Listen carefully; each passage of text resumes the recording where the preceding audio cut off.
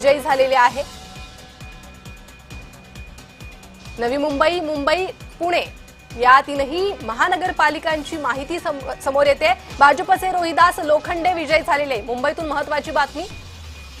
तर पुण्यात काँग्रेसचे प्रशांत जगताप विजयी झालेले आहे। प्रशांत जगताप ज्यांनी नुकताच काँग्रेसमध्ये प्रवेश केला होता ते विजयी झालेले आहे। राष्ट्रवादीमधून त्यांनी काँग्रेसमध्ये प्रवेश केला होता। पुन्हा जाणार आहोत चर्चेकडे। प्रसाद सर, धन्यवाद प्रणिता। पटकन आपल्याला कपिल ढोकेंची प्रतिक्रिया घ्यायची आहे। प्रशांत जगताप यांच्या विजयानंतर पुण्यात काँग्रेसला 10 हत्तींचं बळ मिळेल का? प्रशांत जगताप यांचं मी मनापासून अभिनंदन करतो। प्रशांत जगताप यांच्या विजयानं निश्चितच प्रशांत जगताप जिंकले नाहीत तर एक विचार जिंकलेला आहे, हे आपण सगळ्यात अगोदर लक्षात घेतलं पाहिजे।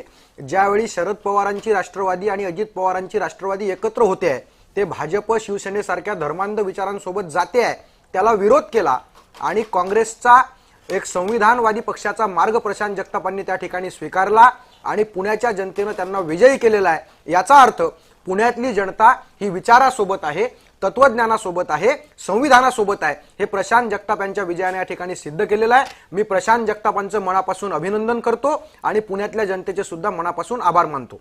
बिलकुल धन्यवाद प्रणिता। पुढची बातमी देतात। तर पुण्यात काँग्रेसचे प्रशांत जगताप विजयी झालेले आहे। शरद पवार गटातून त्यांनी काँग्रेसमध्ये प्रवेश केला, त्यानंतर उमेदवारीही मिळाली आणि आता त्यांनी विजय मिळवलेला आहे। त्यामुळे काँग्रेससाठी पुण्यातून अत्यंत महत्त्वाची बातमी। नवी मुंबईतून शिवसेनेचे किशोर पाटकर हे पिछाडीवर आहे। नवी मुंबईत भाजपचे निलेश भोजणे हे आघाडीवर आहे। नवी मुंबईतील ही माहिती समोर येते।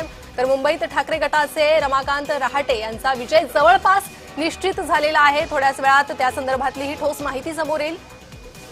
मुंबईत भाजपचे रोहिदास लोखंडे हे विजयी झालेले आहेत।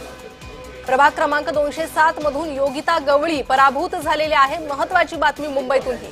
तर पुण्यात काँग्रेसचे प्रशांत जगताप विजयी झालेले आहे, मात्र त्यांच्या आईचा पराभव झालेला आहे।